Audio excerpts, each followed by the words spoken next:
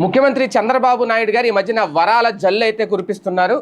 రెండో సంవత్సరంలో అడుగుపెట్టిన తర్వాత తాజాగా నేతన్నలకి ఒక సర్ప్రైజ్ అయితే ఇవ్వబోతున్నారు. అది కూడా ఈ నెల 7వ తేదీన. ఎందుకంటే జాతీయ చేనేత దినోత్సవం 7వ తేదీన. ఈ నేపథ్యంలోనే నేతన్నలకు వరాల జల్లు అయితే కురిపించబోతున్నారు. చేనేత వస్త్రాలపై జీఎస్టీ మినహాయింపిస్తూ ఒక నిర్ణయం తీసుకోబోతున్నారు. దీనికి సంబంధించి 5 కోట్లతో థ్రిఫ్ట్ ఫండ్ ఏర్పాటు చేయబోతున్నారు.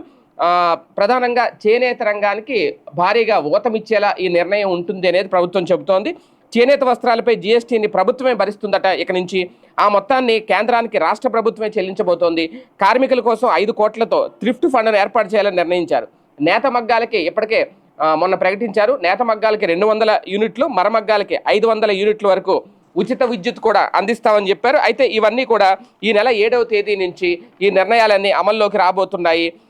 తాజాగా వ్యవసాయం తర్వాత చేనేత రంగమే అత్యంత కీలకమైన రంగంగా ఉంది. దీనిపై ఆధారపడిన వారికి అండగా నిలవాల్సిన అవసరం ఉంది అనేది ఇటీవల జమ్మలమడుగు పర్యటనలో చేనేత కుటుంబ సభ్యులతో మాట్లాడిన సమయంలో తన దృష్టికి వచ్చిన అంశాలని సమీక్షలో సీఎం ప్రస్తావించారు.